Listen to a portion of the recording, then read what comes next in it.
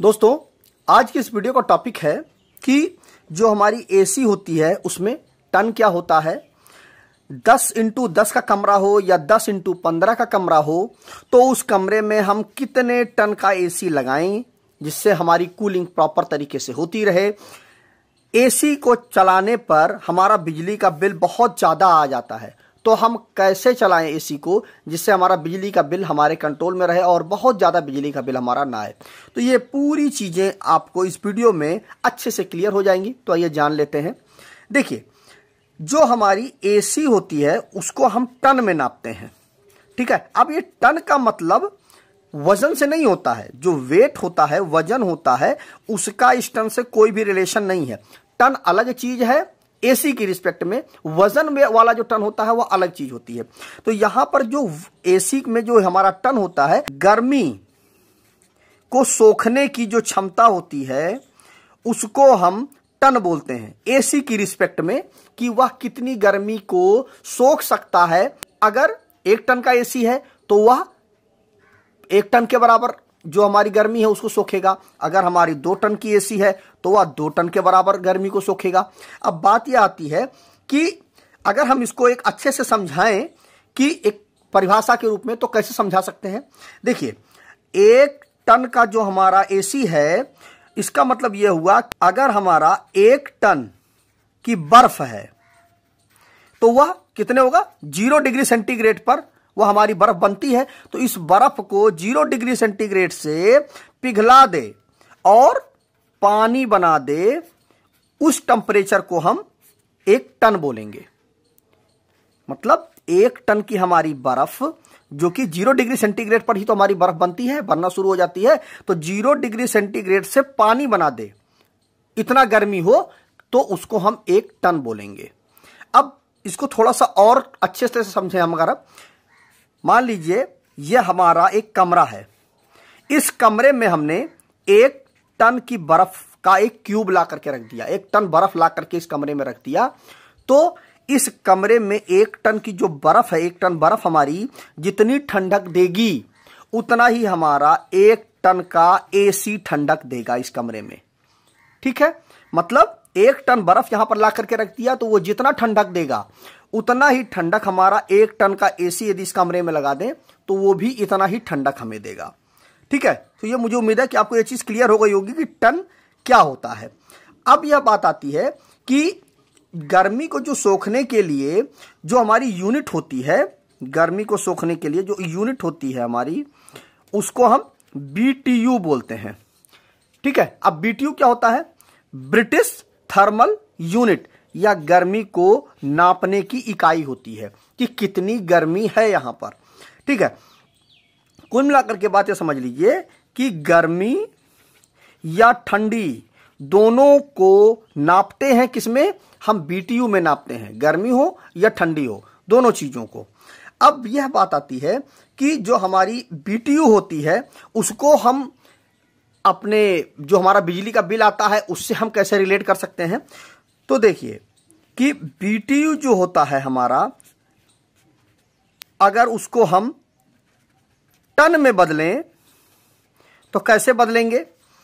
देखिए, 1 BTU बराबर होता है 0.00293071 किलोवाट।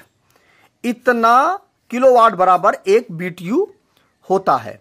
अगर हम इसको और अच्छे से समझें तो 1 BTU बराबर होता है 0.0003930148 HP, ठीक है। या तो आप ये लिख सकते हैं 1 BTU बराबर इतना किलोवाट, या आप ये लिख सकते हैं कि 1 BTU बराबर इतना HP हमारा होता है। अब कुल मिलाकर के बात ये आती है कि 1 टन बराबर होता है 12,000 BTU। 12,000 BTU बराबर हमारा 1 टन होता है। अब हमें यह पता करना हो कि हमारा जो 1 टन होता है उसमें कितने किलोवाट होते हैं। तो सिंपल, हमें किलोवाट पता है कि 1 BTU में इतने किलोवाट होते हैं, और हमें टोटल पता है कि 1 टन में कितने BTU होते हैं। तो इन दोनों का हम मल्टीप्लाई कर देंगे तो हमें पता चल जाएगा कितना किलोवाट होता है। तो 1 टन बराबर होता है 12,000, ठीक है, गुड़े 0.000293071 किलोवाट हो गया। तो हम इसका जब मल्टीप्लाई करेंगे तो हमारा आ जाएगा 3.5168 किलोवाट। ठीक है, मतलब 1 टन में इतना किलोवाट होता है। इतना किलोवाट यदि आपने 1 टन का एसी लगवाया है तो वह इतने किलोवाट की एसी होगी। अब इसके बाद यह आता है कि आपकी जो एसी है वो कितने स्टार रेटिंग है, उसमें एनर्जी एफिशिएंट कितना है, आपकी इन्वर्टर एसी है वो अलग चीज होती है। लेकिन अगर नॉर्मल एसी है तो वह इतने ही किलोवाट की होगी। जो हमारा 3.5 BTU होता है वह होता है हमारा 1 वाट के बराबर होता है। ठीक है, 3.5 BTU है तो वह हमारा 1 वाट के बराबर होगा। अब यह जो हमारी BTU होती है यह क्या होता है, देखिए 1 पाउंड पानी को अगर हम 1 डिग्री फ़ारेनहाइट तक अगर हम गर्म कर दें, ठीक है, मतलब 1 पाउंड हमारा पानी है, अगर उसको हम 1 डिग्री फ़ारेनहाइट तक यदि हम गर्म कर दें तो इसमें जो गर्मी की जो हमारी मात्रा होगी वह हमारी कितनी होगी, 1 BTU के बराबर होगा। फिर से देख लीजिए, अगर हमारा 1 पाउंड पानी है, पानी का जो हमारा वजन है वह 1 पाउंड है, अगर उसे हम 1 डिग्री फ़ारेनहाइट तक गर्म कर देते हैं तो जितनी गर्मी उसमें आएगी वह हमारी 1 BTU होगी।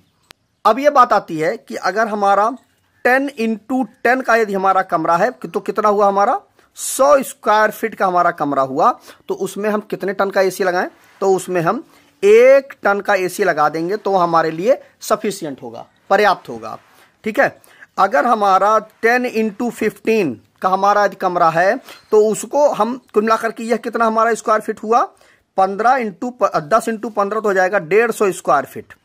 ठीक है, अगर यह हुआ हमारा तो इसमें हम 1.5 टन का हमें एसी लगाना चाहिए जिससे हमारा प्रॉपर कूलिंग होती रहे। अब अगर हमारा 14 × 14 का कमरा है तो वह हमारा लगभग 200 स्क्वायर फीट के आसपास हो जाता है, तो उसमें हम कितने टन का एसी लगाएं, हम 2 टन का यदि हम एसी लगाएं तो उसमें भी हमारा प्रॉपर कूलिंग होती रहेगी।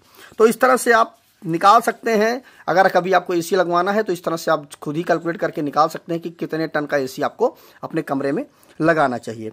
अब यह बात आती है कि लास्ट में हमने क्या देखा था कि हम एसी को किस टेम्परेचर पर चलाएं जिससे कि हमारा बिजली का बिल कंट्रोल में रहे। तो देखिए, जो हमारी एसी होती है उसे हम क्या करते हैं कि 18 डिग्री सेंटीग्रेड पर हम उसी एसी को चलाते रहते हैं जिससे उसका कंप्रेसर जो है लगातार वर्क करता रहता है। और जब लगातार उसका कंप्रेसर ऑन रहेगा तो निश्चित बात है कि सबसे ज़्यादा जो पावर कंजप्शन होता है वो कहाँ पे होता है, कंप्रेसर से ही होता है। अगर हम इस टेम्परेचर को 18 डिग्री सेंटीग्रेड पर ना रख करके यदि हम इसको 25 डिग्री सेंटीग्रेड के आसपास रखें, 25 डिग्री या 26 डिग्री के आसपास अगर टेम्परेचर रखते हैं तो एक लिमिट रहेगी, क्योंकि बाहर का जो टेम्परेचर होता है लगभग 40 डिग्री या 38 डिग्री के आसपास रहता है, तो वहाँ पर जो हमारी एसी है वह जल्दी मेंटेन कर लेगी इस टेम्परेचर को, 25 डिग्री टेम्परेचर को जल्दी मेंटेन कर लेगी, 26 डिग्री की टेम्परेचर को जल्दी मेंटेन कर लेगी, जिसकी वजह से वह कंप्रेसर बार बार नहीं चालू होगा। और जब बार बार चालू नहीं होगा तो आपका बिजली का बिल अपने आप रिड्यूस हो जाएगा। तो आप प्रयास करें कि अपने एसी का जो टेम्परेचर है वह 25 डिग्री सेंटीग्रेड पर रखें, तो उससे क्या होगा कि आपका बिजली का बिल अपने आप रिड्यूस हो जाएगा। 18 डिग्री टेम्परेचर पर कभी भी एसी को नहीं चलाना चाहिए। तो मुझे उम्मीद है कि आपको यह पूरा का पूरा कॉन्सेप्ट समझ में आ गया होगा कि जो चीज़ें मैंने आपसे बताया था कि एसी में टन क्या होता है, और अगर इस साइज के आपके कमरे हैं 10 × 10, 10 × 15, 14 × 14 का कमरा है तो उसमें हम कितने टन का एसी लगाएं और हम कैसे एसी को चलाएं जिससे कि हमारा बिजली का बिल रिड्यूस हो जाए। तो वीडियो अगर अच्छा लगा हो तो वीडियो को शेयर कर दीजिएगा अपने दोस्तों के साथ, जिससे उनको भी यह पूरा का पूरा कॉन्सेप्ट अच्छी तरह समझ में आ जाए, जिससे वो कभी भी अगर एसी के विषय में अगर उनको कोई नॉलेज चाहिए तो वो अच्छे से समझ पाएँ। तो आज की इस वीडियो में बस इतना ही। नमस्कार दोस्तों।